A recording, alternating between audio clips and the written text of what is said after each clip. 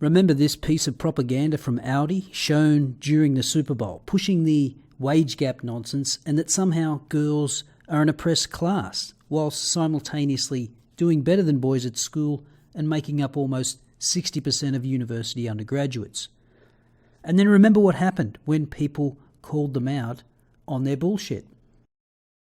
Women are still paid 21% less than men. As a brand that believes in progress, we are committed to equal pay for equal work. And Pepper Frog writes, "You pay your female employees less than males? You know that's against the law, right?" And the reply from Audi is absolutely priceless. When we account for all the various factors that go into pay, women at Audi are on a par with their male counterparts. So, one post after claiming there's a wage gap, Audi debunks their own claim. That's right, there's a wage gap, but not at Audi. Well, it seems the Holden car company here in Australia has taken a leaf straight out of the diversity playbook as well.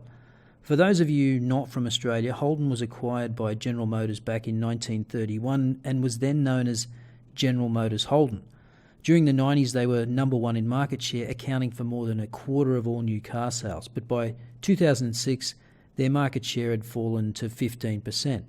And so for the past 10 or 15 years or so, the government has been propping them up with cash injections. And finally, they announced in December 2013 that they'll be ceasing manufacturing operations in Australia by the end of the current year.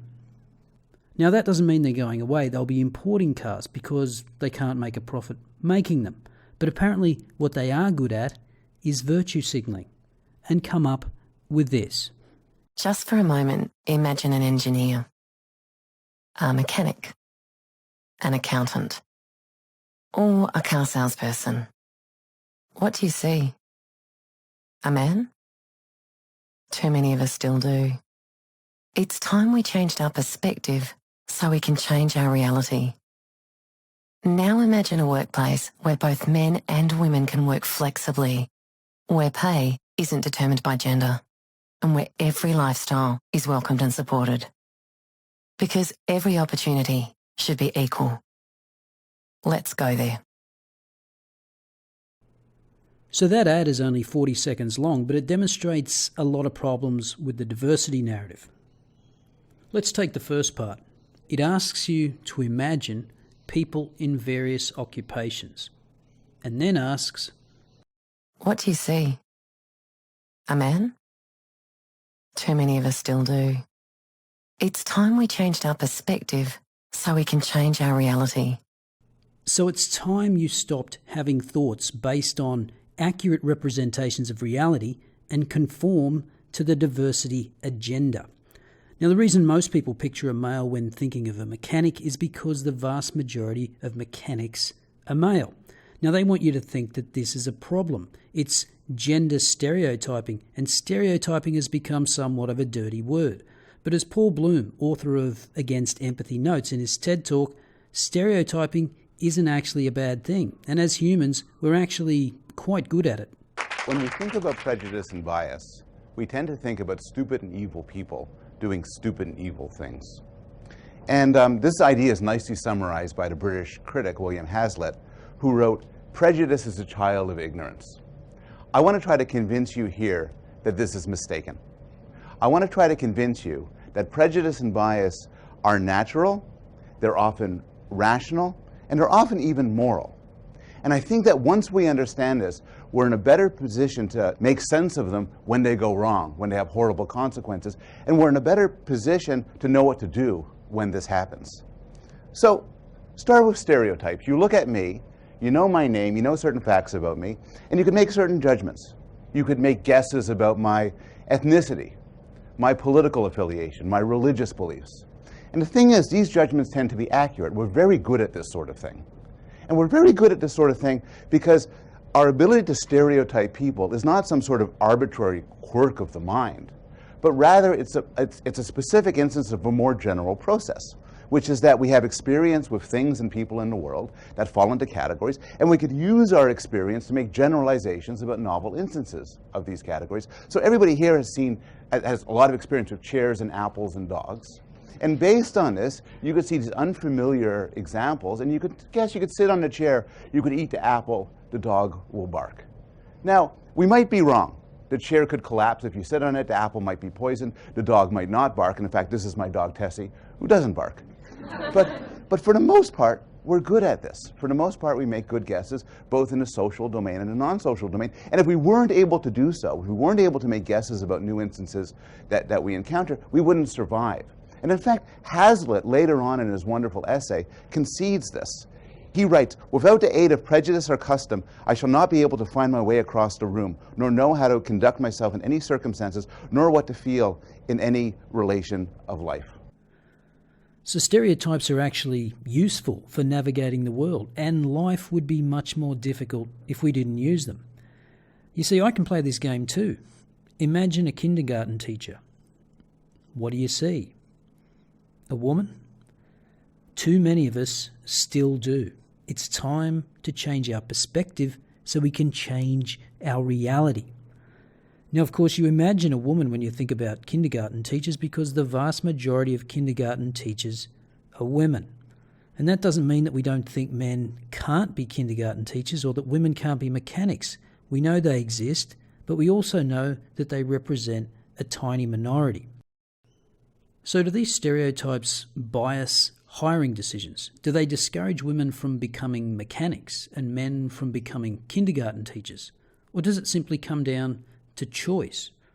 Given the level of educational attainment by women in recent decades, it's hard to imagine that a stereotype will keep you from following the career you want to pursue.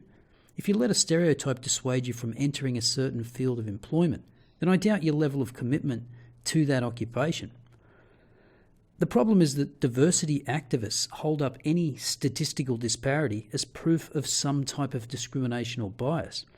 But another thing you may have noticed is that those same diversity activists, who are mostly women, another accurate stereotype, only seem to be interested in particular types of statistical disparities. The three big ones being the underrepresentation of women in politics, in boardrooms, and STEM fields. But you never see the push for more women in bricklaying, sewage treatment workers, or garbage disposal. Likewise, I never hear them talk about getting more male teachers or veterinarians, or in any female-dominated occupation for that matter. But let's get back to the rest of the claims in this ad. Now imagine a workplace where both men and women can work flexibly. What does that mean? Yoga classes at work? Whenever I hear work flexibility, all that means to me is women that want to have a high-level executive job with good pay, but they also want to be able to knock off at 3:30 so they can go pick the kids up from school. But unfortunately, high-level executive jobs don't work that way. Where pay isn't determined by gender. Now, I actually find it beneath me to debunk the pay gap yet again, and we don't need to, because just like Audi, Holden is going to do it for us. Here's their Facebook page for the ad, and Evan asked the obvious question. You mean to tell me you haven't been paying your female employees equally up to this point? Hi Evan, we're proud that we don't currently have a salary gap and we have explicit policies in place to ensure it stays that way. We acknowledge that we still have instances of bias in our business. However, we believe by placing importance on equality, gender parity is achievable. So just like Audi, Holden don't have a pay gap. So it must be those other companies that have one. And they're going to work extremely hard to ensure that it stays that way. Sounds like someone just created a job for themselves. Director of making sure salaries stay the same between men and women. I'd love that job. And Evan quite rightly says, well, you heard it from Holden themselves. They don't have a pay gap. So what are we doing here? And Lucas sums it up. So Holden is going to work hard to fix a problem that doesn't exist and create equality in the workplace by discriminating against men. Yes, that's exactly right, Lucas. That's how diversity works. But on their gender diversity page of their website, under Here's what we're doing about gender diversity, they tell us the following. Getting rid of the gender pay gap, it's unfair, it's unethical, and it's not who we are. That's why we've explicit policies and processes in place to ensure equity across job roles. Yeah, and might I add, it's also illegal, and it's been illegal in this country for over 40 years. But again, why are they getting rid of something that doesn't exist? And where every lifestyle is welcomed and supported. So as you can see from their diversity page, they're covering all the bases: gender, culture, Indigenous, LGBT+, I'm sure you're missing a few letters there, cross-generational, and disability. So basically they won't discriminate against anyone. Well, okay, do you want a medal for that? That's what you're supposed to do according to the law. This is just textbook virtue signalling, or in this case, diversity signalling, because diversity has just become a virtue in and of itself. Because every opportunity should be equal. Equality of opportunity. Who could be against that? Well, actually, you are, aren't you, Holden? Because by your own admission, you don't have a gender pay gap, but you are trying to close the gap between the number of women and men in your workforce. And how can you do that without preferencing women at the expense of men?